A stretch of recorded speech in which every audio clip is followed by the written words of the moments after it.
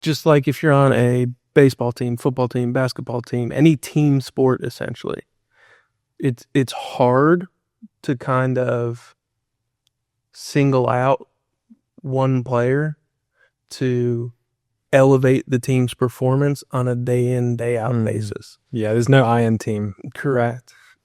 Especially in baseball. You got 9 people on the field at once. Mm-hmm. Welcome to the show. This is the Build Big, Live Bigger podcast. This is where you get real clarity about retirement so you can build a plan that blesses your life instead of becoming it. We'll share what you need to hear to replace worry with confidence, protect what you've built, and actually live your dreams, not your fears in retirement. Let's dive in. Welcome back to the Build Big, Live Bigger podcast. My name is Luke, and this is Teddy. So, Teddy, this is your first time on the podcast. Yeah, first time. Long-time listener, first-time attendee. Yeah. Well, I'm super excited to have you on. Yeah. We've worked together for quite a while now, and it's been a really cool experience, Yeah. I would say. I think it's been a really cool experience, and Teddy has been an advisor of the firm for a while, and he's done an extremely good job, and I've learned a lot from him in the process. So I think I'm excited to go through a little bit about, your background, how you got here, what your story is, and kind of just like if we go along on that tangent, we can kind of find some investing and retirement nuggets along the way. Oh, yeah. Yeah. They're everywhere. They're everywhere in life, right? Yeah. Well, let's do it. Well, first question, I guess, for you is, what actually got you into this? Like, can you shed any light on your story, how you ended up here at Big Money? So into the financial advising world. So we'll go way back in time to start with. Growing up, I'm from Chicago, Illinois. Setting the scene. Yeah, exactly. Growing up, my dad, he worked at the Chicago Board of Trade, the Mercantile Exchange. And I also had an uncle that was an advisor with Merrill Lynch. Cool. Current state, I have a cousin. He's a CFA down in the Naples, Florida area with a firm similar to ours. They go through UBS as their brokerage firm. Yeah. But man, I was a baseball player. I was an athlete at heart. Growing up, baseball, hockey, basketball, football, golf, tennis, whatever it be. It's a lot of different spots. Yeah. And then finally just kind of honed in on baseball. High school, travel ball, obviously. Played some college ball, came down here. That's what brought me down to South Carolina, actually. Cool. My junior and senior season, I came down here to Erskine College, a small school in due west South Carolina, where there is no stoplight. It was strictly baseball in school. And it was exactly what I needed in my life at the time. High focus. Exactly. Okay. Awesome. Exactly. Came down here. After that, actually stayed in the college ranks and coached baseball for a while as well. Awesome. Recruiting coordinator, hitting coach. Loved it. Loved it. And then there comes a point in time where, well, back up another step. So I met my wife at Erskine as well, my wife, Megan, who is the rock of the family. There's no question about it. Yeah, I've met your family. You have the most beautiful, awesome family. So congratulations. Thank you. Yeah, Sky turns 3, 9 days now, which is crazy. Oh, wow, that's soon. Crazy. That is crazy. Turning 3 years old already. That's crazy. It is. Time flies. Yeah, and we sit down with our clients all the time and everything, and they tell us, really enjoy those early ages because they do fly by. Yeah. And, I'm kind of thinking, well, going through it right now, does it, but then the birthdays progress and you're like, holy smokes, she's turning 3 years old here in 9 days. I feel like also being here at the firm, maybe it's just us here, maybe it's other firms as well, but I feel like time flies because we are busy. Go. So, it's like a time portal. Time just seems to go by so quick. Yeah.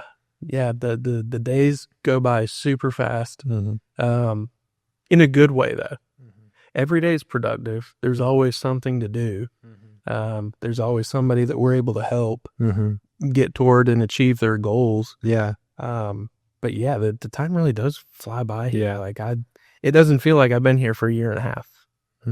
But look back, May 2024, fast forward to now, Mm-hmm. yeah, it's a year and a half since I've been here now. It's crazy. Absolutely crazy. If you think about it, we've hung out a whole lot. I mean, you spend more time with your coworkers than your family, like most of the time, in most cases. So like a year and a half, that's a lot of time hanging out, working together. I actually used to, we used to work together, and in the very beginning, I was your onboarder in the very, very beginning. And then I was your paraplanner, and now I'm a co-advisor along here with you in Greenville, which I'm super excited about. Yeah. And we've had some interesting experiences. I remember even, was it last year? Yeah, last year when Hurricane Helene came through. We were the only ones here in the downtown office. Everyone else had gone on a work trip. Yeah. And we were left to clean up the whole office because there was water through the whole place. It was debris everywhere. It was crazy. Yeah. But that was a memorable experience. The ceiling collapsing in the bathroom and then the hallway, standing water in the hallways. You and I are literally there mopping the floors. Yeah. Worth it though. Yeah. Yeah. All worth it. Yeah, absolutely. And yeah, so it's been really cool as well in that year and a half, like you were just alluding to, seeing your trajectory as well, seeing you go from onboarder to the paraplanning role, now to that lead advisor role. It's been really cool to see the growth along the way as well. And I'm thankful to be a part of the ride and a part of your journey as well. Yeah, thank you. Thank you. Likewise. No, I think there's a lot that I've taken from you and sitting in on your meetings, because I've sit in on a lot, sitting in on learning on how to conduct those meetings. But I think some things that I've learned from you for sure is you really sit there and listen to those people, and you really make them feel heard and seen. Like you're not like rushing them through the meeting when they're here taking their time with you. They're really taking their time with you, and they have a platform to really speak to you. You take lots of notes, you take lots of time, you're not rushing them. So I think it's been a great insight to see that style. And I think that resonates a lot more with me, for sure. Yeah, and so the reason for that, our job and us at Big Money, our culture that we've built up, we truly do want to help everybody that we're able to help. The best way to do that is by talking to them, communicating with them, understanding, hey, what are your goals for the future? What do you want, your retirement to look like? What do you want your income to look like? Are taxes an issue? How can we help? And then really honing in and focusing on those individual points and magnifying the plan as a whole. It's super gratifying, like for us as individuals as well. When you have a client come to you and say, hey, I'm ready to retire. I'm ready to pull the trigger. Let's do it. And then walking them through that process, what it actually looks like, and then being with them every step of the way. It's really self-gratifying. Yeah, I agree. And also being in this role, I mean, with with the expertise that we have, there's a lot of responsibility.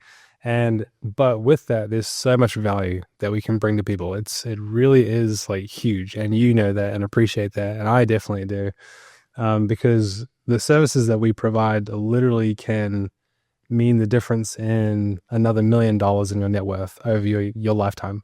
Like we're not just selling small things here and there, like in most businesses.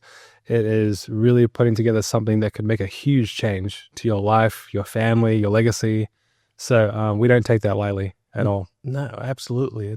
It's not just the little X, Y, Z, A, B, C steps along the way. That's why we focus and hone in so much on that plan as a whole. And create that vision for the future, making sure that we're giving our clients that confidence and clarity that they deserve. They worked hard, right? They worked hard for their entire life. Let's create that confidence for them. We're now, okay, it's time to go enjoy it. It's time to go do exactly what you want to do without any worry in the world. And it's an awesome feeling. Yeah, when we're able to do that for so many people. It really is. And it's a big mindset shift for most people because, surprisingly, retirees or people that are getting close to retirement don't want to spend or feel too scared to spend.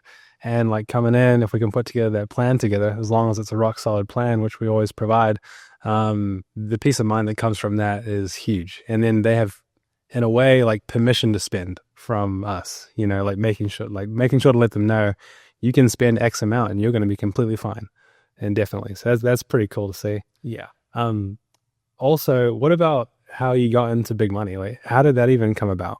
So how I got into big money. So I know we went off on kind of a tangent, but it was a really good tangent. It was. I like those points. There's a lot of tangents on this show. And that's okay. Yeah. That's all right. So coached college baseball for 4 years after I got out of school, graduated from school, finished my playing career as well. Went into the building supply world for a little bit, and loved that culture there as well. Worked with a lot of awesome people, a lot of people I'm still very close with to this day. But I'm a numbers guy. I'm a numbers guy, and I wanted to get back into numbers. Got my first opportunity jumping into the financial world with Mutual of Omaha Advisors. Also grateful for that experience. Met a lot of great people there, a lot of great relationships there. Something was still missing though. It's kind of the independent side of it was super attractive to me. Essentially not being restricted at all in the types of different solutions that are out there for us to provide. Because there's not one silver bullet in a retirement plan. Like there's no one product out there that's going to be, okay, this is what you should do. This fits for everybody's needs. This is going to achieve everybody's goals. It's not true. A good rock solid retirement plan, it is 1,000 golden babies scattered in there to make sure that each individual client is going to be able to achieve exactly what they want to achieve. So why the financial world for me? Like I said, growing up, athlete, love to compete, love to win, hated losing, practice, preparation, effort, intensity, motivation, whatever it be, just all of that factors into that competitive edge, that competitive mindset. Transitioning into the financial world, okay, I want to win for my clients. I want to win for our team at Big Money, our team that we have here, and put forth my best effort on a consistent daily basis to make sure that clients aren't only achieving their goals, but our team, we're achieving our goals. My family, we're achieving our goals. I'm achieving personal goals. Just competing day in, day out, and making sure that I'm putting in that preparation and effort in order to compete and win. So it's been a big part of just kind of my mentality throughout life. It's that competitive edge, that competitive juice. It's always running. It's always going. So now how can I do something on a daily basis to sustain that competitive edge to make sure it continues to go? Yeah, I love that. And I think it's definitely shown with your work ethic too. Like we've obviously both worked hard and a lot together in the office. But what's crazy to me is that when you come in, you'll be in the office at like a lot of the time, 6 or even earlier? It depends. Yeah. So like I'll allude to my wife again, the rock of the family. When she drops our daughter at daycare, and so we moved over into Powdersville, it's only 10 to 15 minutes for me to get here. Yeah. We'll leave the house at the same time, but yeah, I'll be in here a little bit before 7. Yeah. Because a lot of the time you'll be here super early, first in the office all the time. Well, most of the time. And you also told me once that you barely sleep. Like you sleep literally like 3 or 4 hours. Yeah, I'm just wired that way. That's crazy. I think sleep all that much. That's crazy. I think like some people have this specific gene and there's a name for it. I don't have it off the top of my head, but it allows you to not have to sleep very much. Like you can live on 3 to 4 hours consistently, which I think is crazy. Like I need like 8 hours.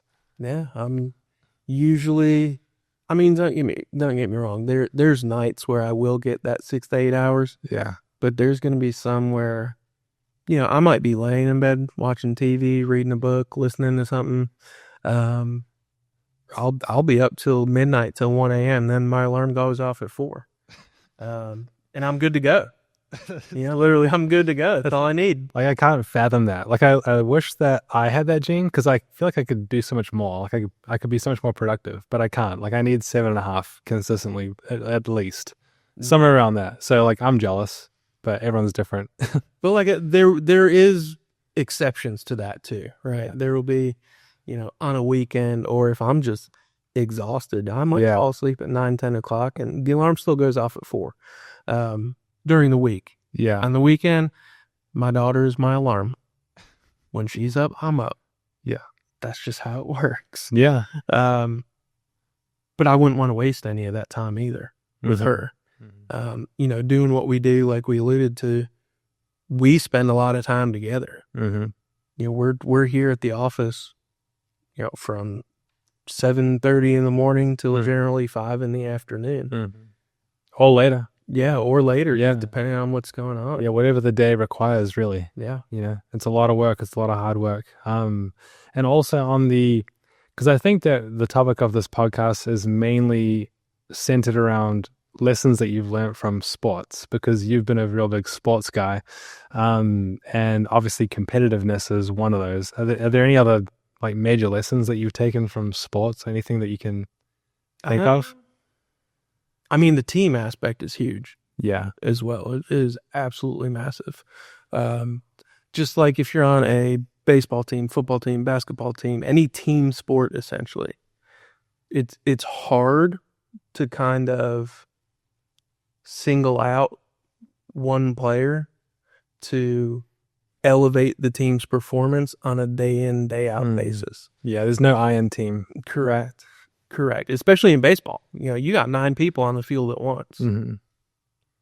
Yes, there's a pitcher, there's a catcher. They touch the ball literally every single play.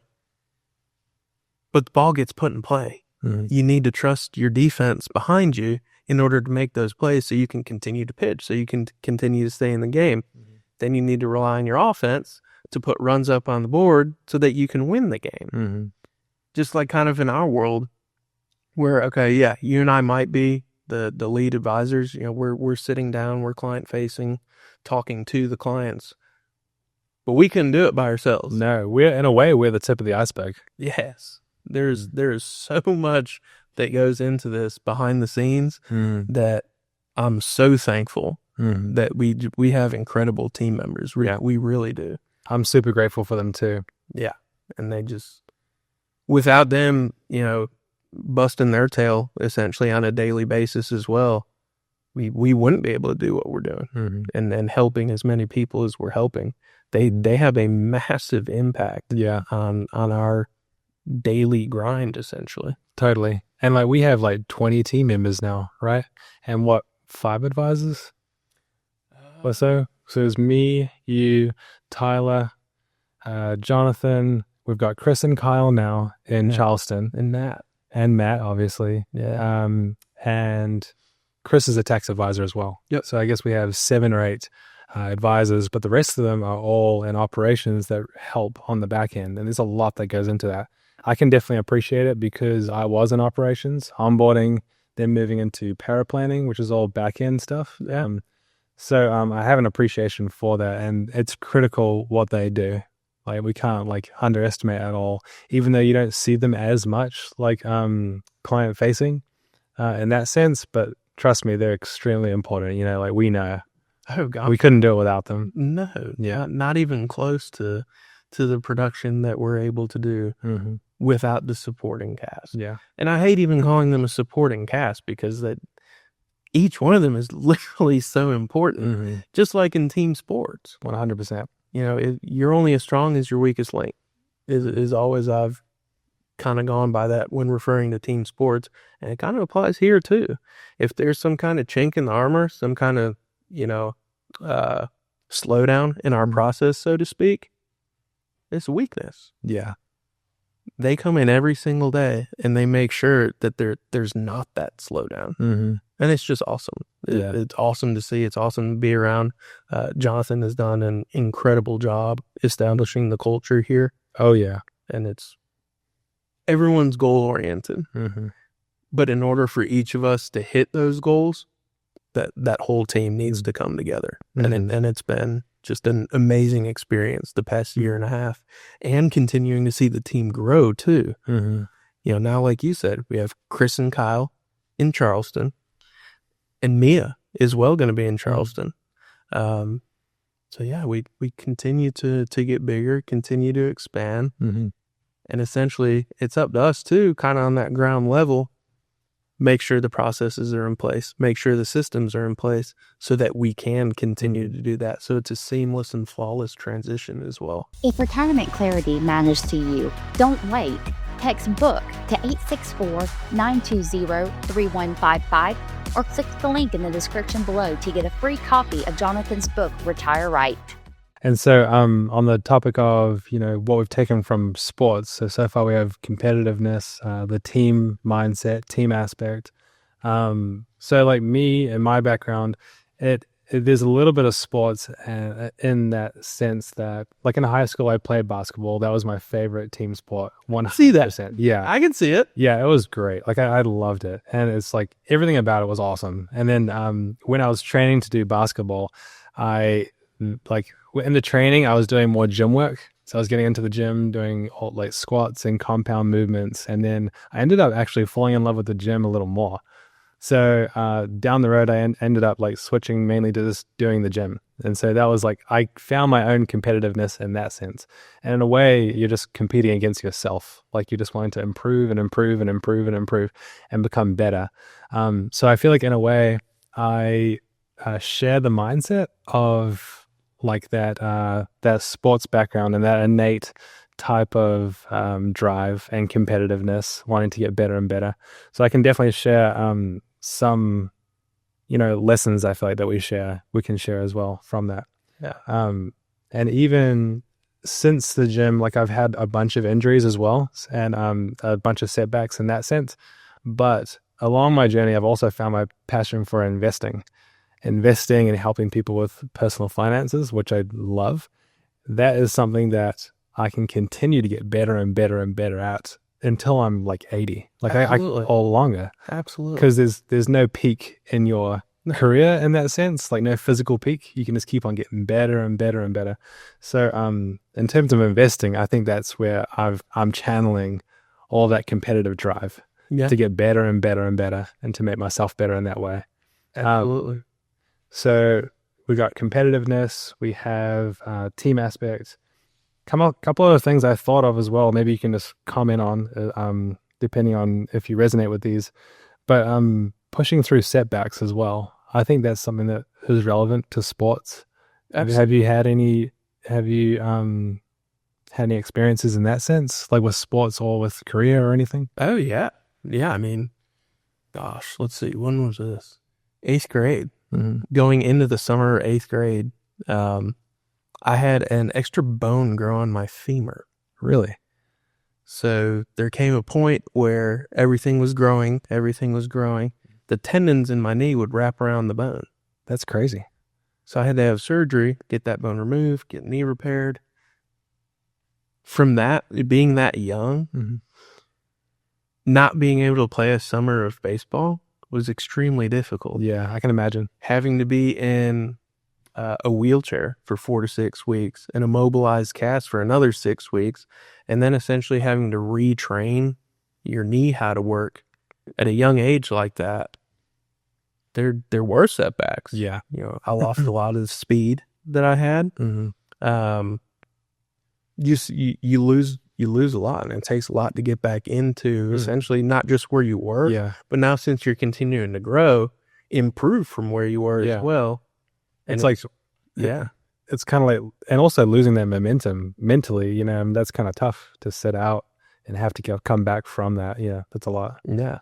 And you can also link that to finances. We've seen lots of people that have had big setbacks with finances, but it's admirable because we've seen a couple people really just, soldier on and make changes and build back, and that's where we come in. We want to make sure that we can, no matter what has happened in the past, start to build that future life that you want on the finances side. Yeah, for sure. Absolutely. And to kind of jump back to when you were saying continuing to improve. Yeah. that innate ability to outcompete yourself, essentially, especially in the investment world. Everything is ever changing.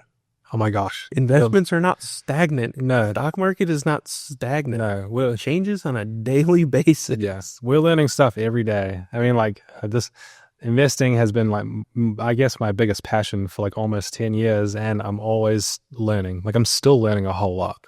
And there's still a whole lot to learn. And I'm sure you feel the same. Absolutely. Yeah. It's just the world that we're in, that we're a part of, it is a ever-changing society.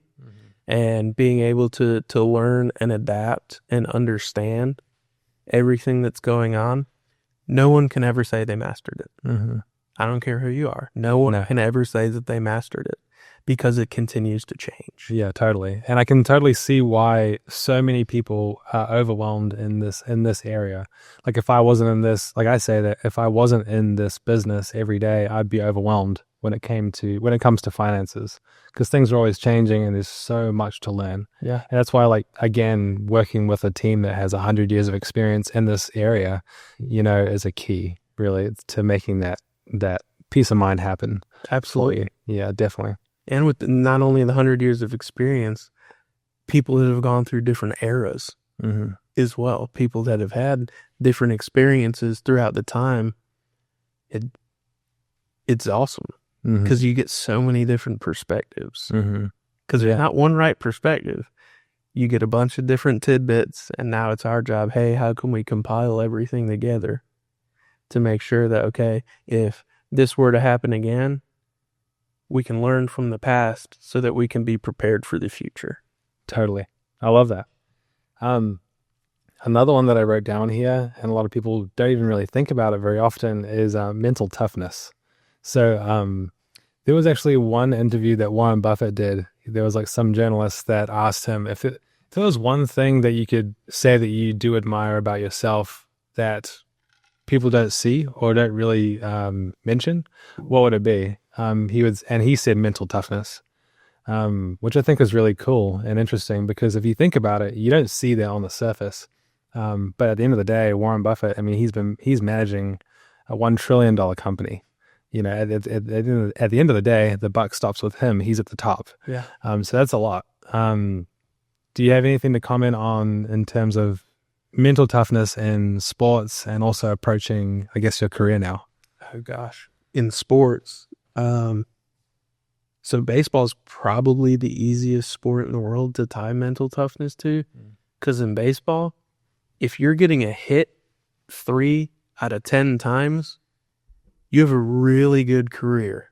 So that means you're failing 7 out of 10 times. And that's good. That's a lot. Yeah. That's a lot. So to be able to kind of withstand those, I don't want to say failures, but maybe slumps is what we call it in the baseball world. If you're going through a cold streak, a slump, what do you do to get out of the slump? How do you get past that slump? Because it's tough. There were games throughout my life where, okay, I'd have a 0 for 3, 0 for 4, 0 for 3, and be like, I don't feel like anything's different. What am I doing? But within those zeros, there could have been a day where you hit 3 balls really hard. Someone just happened to be standing there. You have to continue to find the positives, essentially. Similar to our world a little bit. There could be days where you're not feeling great coming into the office, but it's still our job to provide that energy.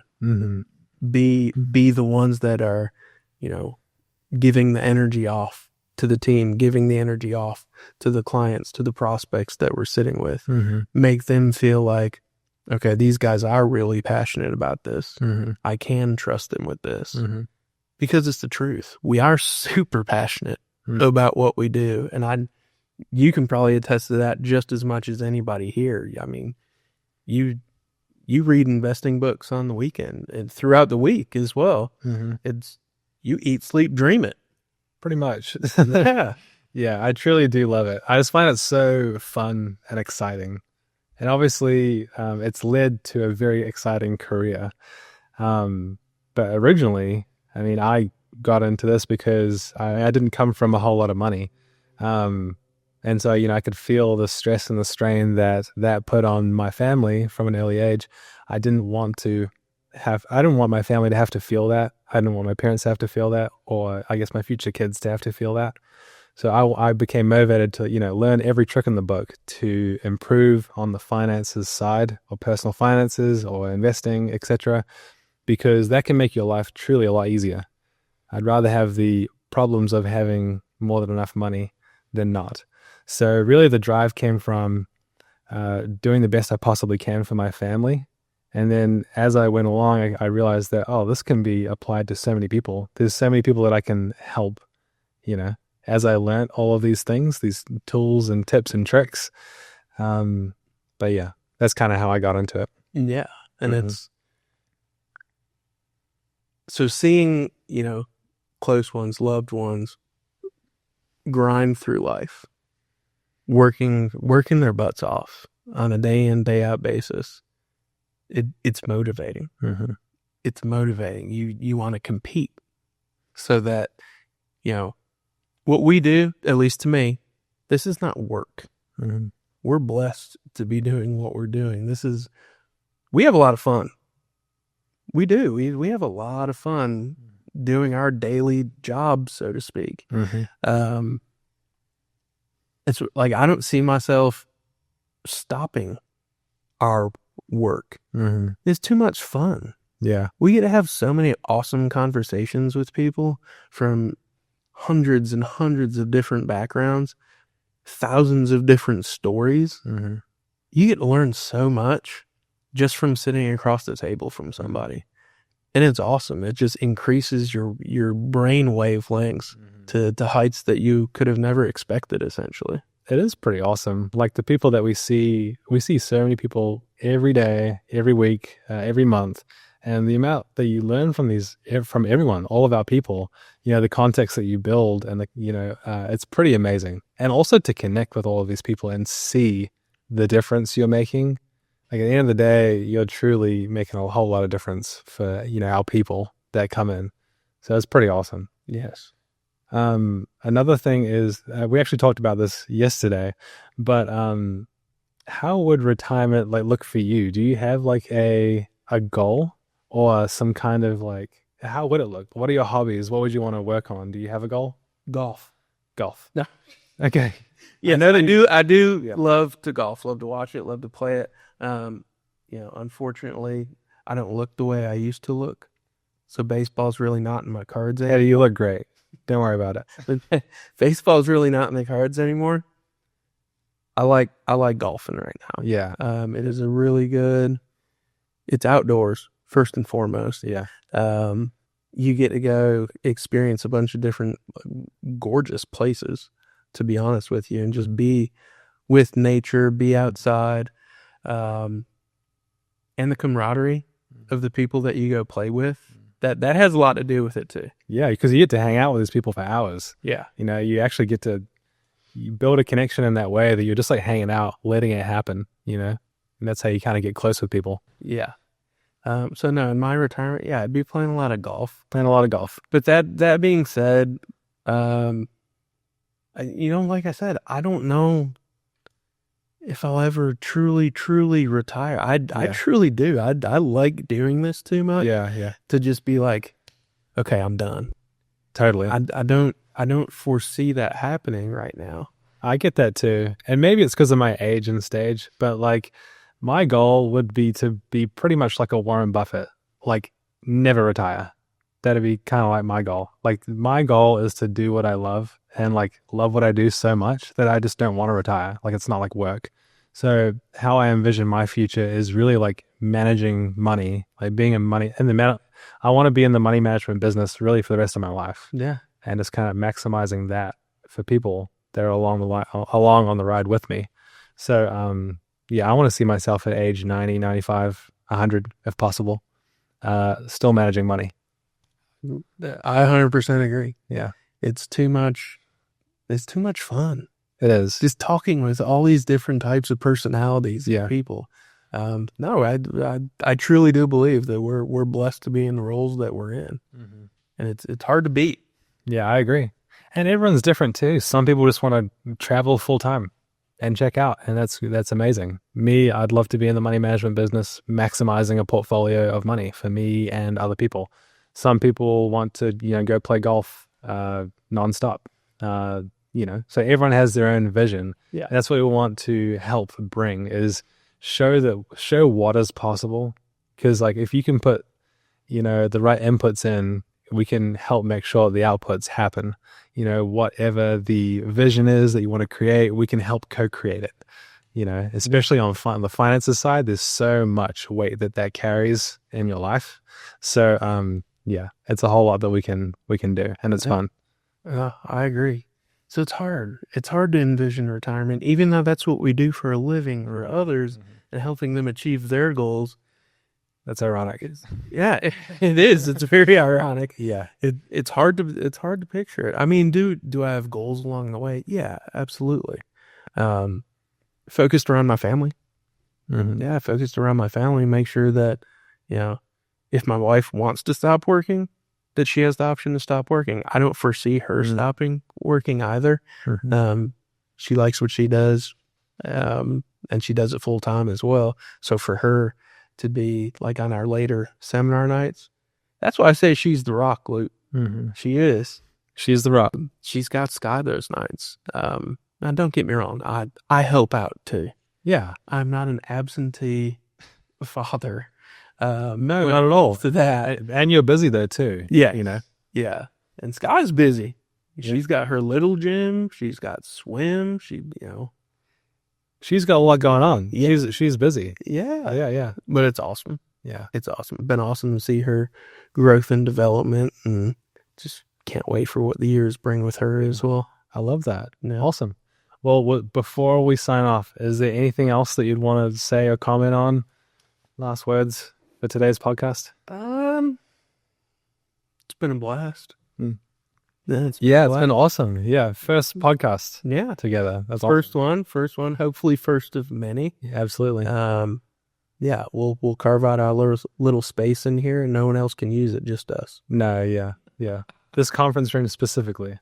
Yeah. Exactly. Yeah. Exactly. What did you call it? The zebra den? Yeah, the zebra den, to go with the zebra doors. Is that why we called it that? Yeah. Okay. Entering the zebra den. Anyone that hasn't been in the Greenville office, if you come in, this actually used to be a personal residence, and there's a couple things that we haven't changed, including the zebra doors. So when you open up into the conference room, it's like these grand zebra colored doors, and it's kind of funny. We never got around to changing them. They look good. They look good. They match the building. It is a easy discussion starter. Yeah, it's a conversation starter for sure. That and the master bath directly off of the doors as well. Yeah. Seeing a massive bathtub in a place of business might be different for a lot of folks. Yeah, that's a conversation starter for sure. You're like, what is that doing in there? The water has not been run since we've been here. Yep. So that might be something. Yeah, I don't use it on my breaks. No. Yeah, no, I have no real desire to, so. No. That's just me. I did get a suggestion from somebody that I met with earlier in the week. What was that? We should put a dummy in the bathtub. Oh my gosh. That'd be hilarious. Reading a book or something. Yeah, reading like an investment book. The Intelligent Investor or something like that. That'd be great. Kind of freaky. Pretty fun. But yeah, we'll think on that. Yeah. All right, guys. Well, thank you so much for coming in today and listening to the Build Big, Live Bigger podcast. I really appreciate it. We all appreciate all of you. And if you're a client or not a client, we appreciate you. And thanks for coming in and watching. And Teddy, thanks for your time today. It's been a blast. It's been awesome working with you for the past year and a half. And hopefully we can do more of these podcasts together. Likewise, Luke. I appreciate you having me on, and look forward to continuing to build together. Awesome. Yes. Go there.